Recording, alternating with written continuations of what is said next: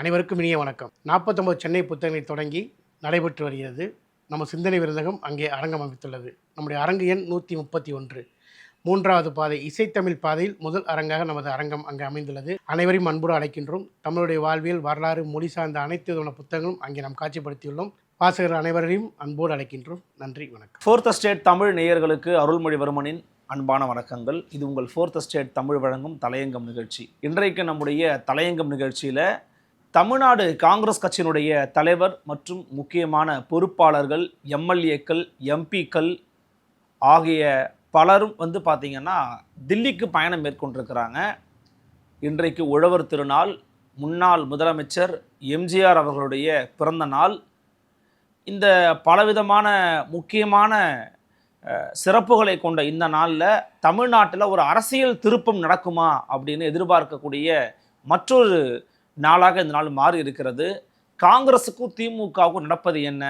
திமுகவுக்கு போகலாமா இல்லை தாவேகாவுக்கு போகலாமா அப்படின்ற ஒரு எண்ணம் காங்கிரஸுக்கு பிறந்தது ஏன் இப்படிங்கிறத குறித்தான ஒரு விரிவான அலசலை தான் இன்றைக்கு நம்முடைய தலையங்கம் நிகழ்ச்சியில் நாம் பார்க்கவிருக்கிறோம். வாருங்கள், நிகழ்ச்சிக்குள்ளே பயணிக்கலாம். இது உங்கள் ஃபோர்த் எஸ்டேட் தமிழ் வழங்கும் தலையங்கம் நிகழ்ச்சி.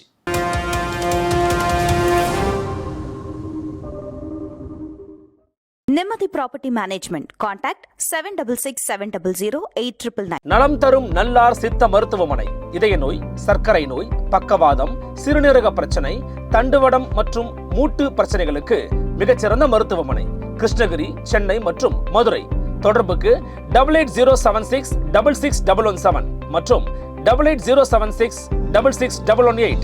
2014ஆம் ஆண்டுங்க, சரியாக சொல்லணும்னா 2014 மோடியா லேடியா அப்படின்னு அம்மையார் ஜெயலலிதா அவர்கள் பிஜேபிக்கு எதிராக நின்னாங்க. தமிழ்நாட்டில் ஒரு அமோகமான ஒரு வெற்றியை பெற்றாங்க.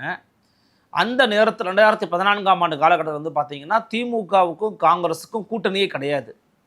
அப்போது காங்கிரஸ் தனித்து போட்டியிட்டாங்க. தமிழ்நாடு தழுவிய அளவில் 4.3% வாக்கு வாங்கியிருந்தாங்க.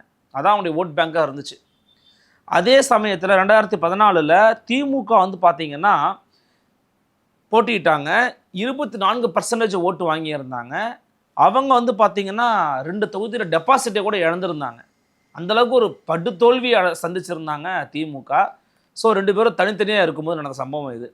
2016 இன்றைக்கு இருக்கக்கூடிய விசிகா, மதிமுக, கம்யூனிஸ்டுகள்லாம் கூட தனியாக போய் மக்கள் நல கூட்டணியை உருவாக்குகிற காலகட்டத்தில் கூட காங்கிரஸ் திமுகவோட அலையன்ஸுக்கு திருப்பி வந்தாங்க.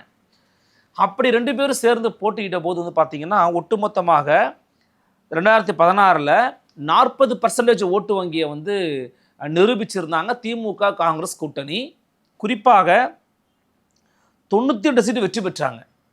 இதில் இன்னொரு பியூட்டி என்ன அப்படின்னு பார்த்தீங்கன்னா 41 தொகுதிகளில் போட்டியிட்ட காங்கிரஸ் கட்சியானது வெறும் 8 தொகுதிகளில் தான் ஜெயிச்சாங்க. 8 எம்எல்ஏகள் தான் அவங்க கிடைச்சாங்க. மற்ற எல்லா இடங்கள்லையும் படுதோல்வி. குறிப்பாக 33 இடங்களை அதிமுகவை நேரடியாக சந்தித்த காங்கிரஸ் கட்சியானது 33 இடத்துலையும் படுதோல்வி அடைஞ்சாங்க. 33லுமே அதிமுக தான் அபாரமான ஒரு வெற்றியை பெற்றாங்க 2016 நான் சொல்கிறது. ஸோ காங்கிரஸுக்கு 41 சீட்டு கொடுத்தோமே, அவங்க இப்படி 8 தான் ஜெயிச்சாங்க அப்படிங்கிற விமர்சனம் அப்போவே வந்துச்சு. ஆனால் 2014 படுதோல்வி அடைஞ்ச திமுக 2016 அவ்வளோ எம்எல்ஏக்களை பெற்றாங்கிறது குறிப்பிடத்தக்கது. அதன் பிறகு 2021 இந்த கூட்டணி தொடர்கிறது. 25 தொகுதிகளை திமுக கொடுக்குறாங்க. 18 எம்எல்ஏக்களை ஜெயிக்கிறது காங்கிரஸ் கட்சி. அதே போல் 2024 பார்த்தீங்கன்னா 9 எம்பி கொடுக்குறாங்க. 2026 அதை பேஸ் பண்ணி பார்க்கும்போது ஒரு பாராளுமன்ற தொகுதிக்கு 3 கான்ஸ்டியூவன்சின்ற மாதிரி ஒரு கால்குலேஷன் போட்டு கொடுத்தாங்க அப்படின்னா 27 தொகுதிகள் கொடுக்க வாய்ப்புகள் உண்டு. 21 25 சீட்டு கொடுத்தாங்க. 26 27 தொகுதி எக்ஸ்ட்ரா 2 எம்எல்ஏக்கள் கொடுக்கலாங்க அப்படிங்கிறது தான் வாய்ப்புகள் உண்டுன்னு பேசப்பட்டு கொண்டிருக்கிறதுங்க. ரொம்ப குறிப்பாக சொல்லணும் அப்படின்னா அண்மையில் கூட அமைச்சர் திரு பெரியசாமி அவர்கள் ஆட்சி அதிகாரத்தில் பங்கு என்ற பேச்சுக்கே இடம் இல்லை அப்படின்னு பேசியிருக்கிறாரு. இது அவருடைய கருத்து மட்டுமல்ல, திமுகவுடைய அமைப்பு செயலாளர் RS பாரதியின் கருத்து மற்றும் திமுக தலைமையின் கருத்து. அதைத்தான் அந்த தொண்டர்கள், செயலாளர்கள், பொறுப்பாளர்கள், அமைச்சர் பெருமக்கள் வழிமொழிவாங்க. அதை தான் வெளியில் தெரியப்படுத்துவாங்க. அந்த அடிப்படையில் பார்க்கும்போது திமுகவின் தலைமையோ திமுகவினரோ எந்த இடத்துலையும் ஆட்சி அதிகாரத்தில் பங்கு தர தயாராக இருக்கிறோன்னு முன்வர வாய்ப்பே இல்லைங்க. இது 100% சொல்லக்கூடிய ஒரு விஷயமா சொல்லலாம். திமுக தன்னுடைய கூட்டணி கட்சிகளுக்கு ஆட்சி அதிகாரத்தில் பங்கு என்று பேசக்கூடிய சிச்சுவேஷன் நீ கிடையாது, கொடுக்க மாட்டாங்க. இது ஃபர்ஸ்ட் பாயிண்ட். இரண்டாவது, காங்கிரஸ் இன்னைக்கே அதை பேசுகிறாங்க அப்படின்னு பார்த்தோம் அப்படின்னா, இன்னைக்கு அவங்களுக்கு ஒரு ஆப்ஷன் திறந்துருக்குது. அதாவது என்னன்னா, தாவேக்காங்கிற ஒரு ஆப்ஷன். தாவேக்காவுக்கு என்ன ஒரு ப்ளஸ் அப்படின்னா, நம்ம 2026 நம்மளோட கூட்டணிக்கு வந்தால் ஆட்சி அதிகாரத்தில் பங்குன்னு அறிவித்தோமே, அப்பயும் யாரும் வரலையே அப்படிங்கிற ஒரு அதிருப்தி. யாருமே வரலையே, எந்த கூட்டணி கட்சியும் நம்மளுடைய எந்த கட்சியும் நம்மளை ஒரு கூட்டணிக்கு ஒரு தலைமையை ஏற்க தயாராக இல்லையே. விசிகாவை தொழில் போட்டு பார்த்தாரு, விசிகா வரலை. நாம் தமிழர் கட்சி வரலை. அப்புறம் மற்ற சின்ன இதர கட்சிகள் கூட யாருமே வரலை. அன்புமணி ராமதாஸ் அவர்களும் வரல, ஜான் பாண்டியன் வரல, ஏசிஎஸ் வரல, தமாக வரல, பாமகவும் இப்போ ஐயா ராமதாஸ் மாமா எங்கே போகிறோன்னு தெரியல. ஆனால் அவங்க போகிறதுக்குன்னு வாய்ப்புகள் ரொம்ப ரொம்ப குறைவு. அவருடைய இயல்புக்கு, அவருடைய சினிமா எதிர்ப்பு கொள்கைக்கெல்லாம் திரு விஜய் அவர்கள் செட் ஆக மாட்டார்னு என்னுடைய கருத்து.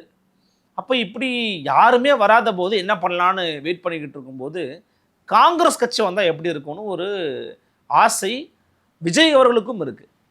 ஏன்னா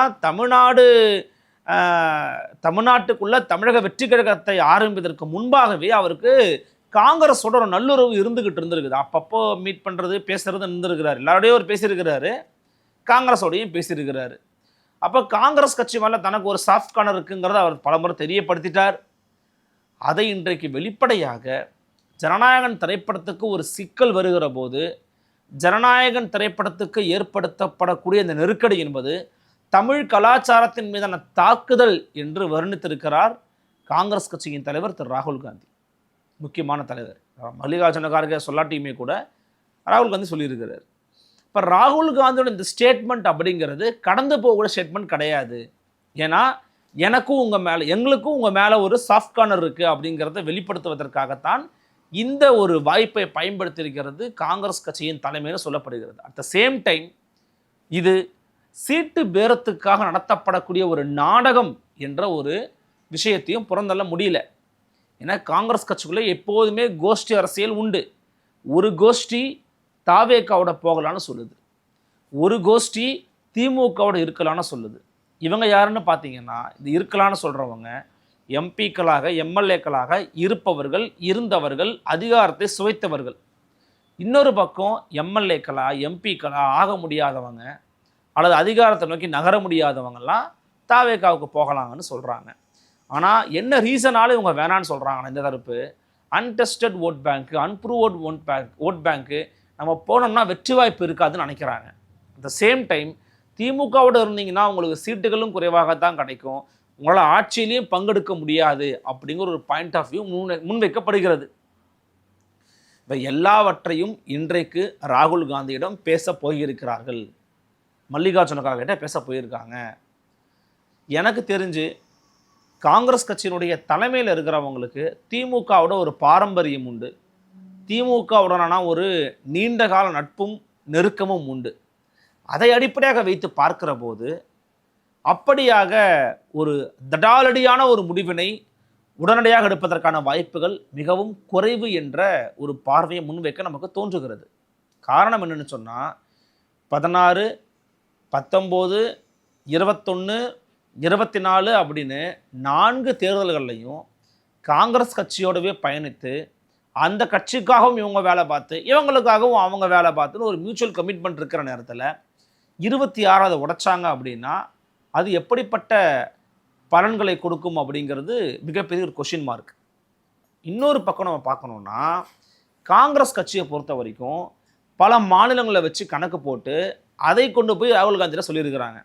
ஃபார் எக்ஸாம்பிள், கேரளாவில் பார்த்தீங்கன்னா விஜய் அவர்களுக்கு ரொம்ப ரசிகர்கள் அதிகம், விஜய் அவர்களை வச்சு விஜயோடைய கட்சியை வச்சு நம்ம கேரளாவில் வின் பண்ணிடலாம், நமக்கு ஆட்சியே கையில் கிடச்சா மாதிரி, இந்த மாதிரியான தகவல்களை கொண்டு போய் பார்த்தீங்கன்னா ராகுல் காந்தியில் சொல்லிக்கிட்டு இருக்காங்க. எனவே ராகுல் காந்தி மற்றும் காங்கிரஸ் தலைமை இதை கன்சிடர் பண்ணுவாங்களா அப்படிங்கிறது ஒரு $1 மில்லியன் கேள்வி தான். காரணம் என்னென்னா, ஒரு பிரதர்ஹுட்டாக இருக்கிறாரு ஸ்டாலின் அவர்களோட நம்ம இவ்வளோ நாள் பழகிட்டோம், அதனால் 26 வரைக்கும் நம்ம பொறுத்துக்கிறலாம், 29 அதை பற்றி யோசிக்கலாம் அப்படின்னு நினைப்பாங்களா? இது ஒரு கேள்வி. இன்னொரு பக்கம் இல்லைங்க, 26 நம்ம அந்த கூட்டணியை மாற்றினா மட்டும்தான் 29 தாவேகா கிட்ட நம்ம வந்து இன்னுமே கூடுதலான சீட்டுகளை பெற்று தாவேகா போன்ற ஒரு மாநில கட்சிக்கு நம்ம போன்ற ஒரு தேசிய கட்சியை வழிகாட்டி அவங்கள கொஞ்சம் மௌல்டு பண்ணி நம்மளும் கூட சேர்ந்து வளர முடியும். திமுகவோடு இருப்பதன் காரணமாக நம்ம கட்சியை இழந்துக்கிட்டு இருக்கோம், நம்ம கட்சியை அழிச்சுக்கிட்டு இருக்கோங்கிறத யதார்த்தமான உண்மை அப்படிங்கிறதையும் காங்கிரஸ் கட்சியில் இருக்கக்கூடிய சில தொண்டர்கள் தன் தலைமைக்கு கொண்டு போய் சொல்லிக்கிட்டு இருக்காங்க அப்படிங்கிற செய்தியை நம்மளால் வந்து பார்க்க முடிகிறது. எனவே இரு வகையான கருத்துகளும் சேம் வெயிட்டேஜோடு இன்னைக்கு டெல்லிக்கு போயிருக்கு அப்படிங்கிறது தான் நமக்கு வந்து இருக்கக்கூடிய தகவல்கள். எனவே இதை எப்படி தலைமை அனலைஸ் பண்ண போகிறாங்க அப்படிங்கிறது ஒரு மிகப்பெரிய ஒரு கேள்வி தான். ஏன்னா இது ஒரு வாழ்வா சாவா போராட்டம் அப்படிங்கிற நிலைமைக்கு காங்கிரஸ் கட்சியினர் கொண்டு போயிருக்கிறாங்க.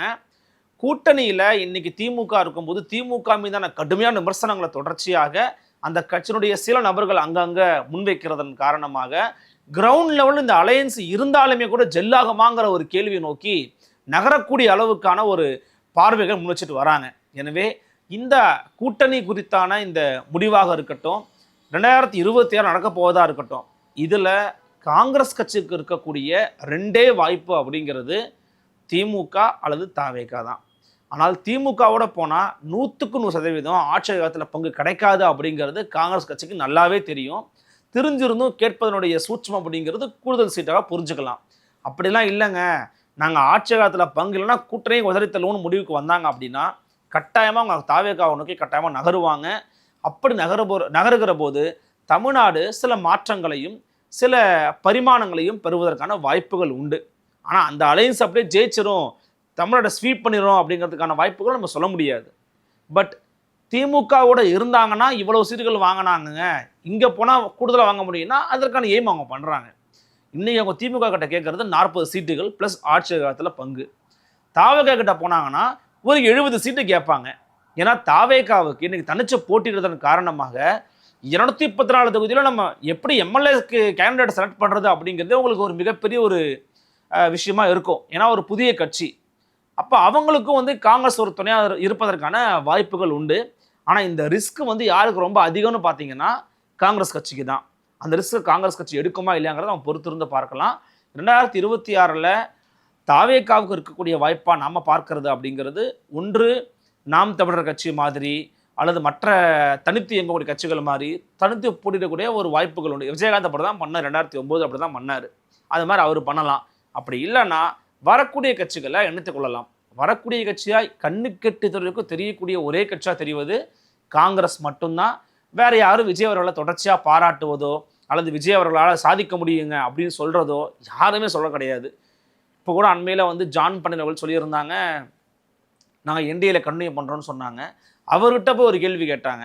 அவர் இத்தனைக்கும் அளவில் வந்து பார்த்தீங்கன்னா ஒரு சின்ன கட்சியை வச்சுருந்தாலுமே கூட அவர்கிட்ட ஒரு கேள்வி கேட்டாங்க. என்ன கேள்வி கேட்டாங்கன்னா, என்னங்க இந்த மாதிரி விஜய் பண்ணி கூட்டம் வருது, எங்க நடிகர்கள் பண்ணி கூட்டம் வரதாங்க செய்யும், அது ஒரு பெரிய விஷயமா அப்படின்னு கேட்குறாரு திரு ஜான் பாண்டியன். அவர்களை போன்ற ஒரு பெரிய கட்சிகளுக்கு ஒரு துணை பலமாக இருக்கக்கூடிய கட்சிகள் கூட விஜய் அவர்களை பக்கம் போகாமல் இருப்பதற்கான காரணங்களை நம்மளால் வியந்து தான் பார்க்க தோன்றுகிறது. ஏன்னா அந்த அளவுக்கு அவர் வந்து கிரவுண்ட் ஒர்க்கு பண்ணாமல், மக்கள் மத்தியில் போய் செல்லாமல், மக்கள் பிரச்சனையை பேசாமல் இருக்கிறாரு. அதுதான் மிக முக்கியமான ஒரு காரணமாக பார்க்கப்படுகிறது. ஏன்னா விஜய்க்கு இருக்கக்கூடிய வாய்ப்புங்கிறது ஒன்று காங்கிரஸோடு இணைந்து போவது அல்லது தனியாக வந்து போட்டியிடுவது. அதனுக்கு தான் அவர் இன்னைக்கு பயணிக்க முடியுங்கிற ஒரு சூழல் நிலவுகிறது. என்டிஏக்குள்ள போவதற்கான வாய்ப்புகள் அப்படிங்கிறது 90% இல்லைன்னு தான் நம்ம பார்க்கலாம்.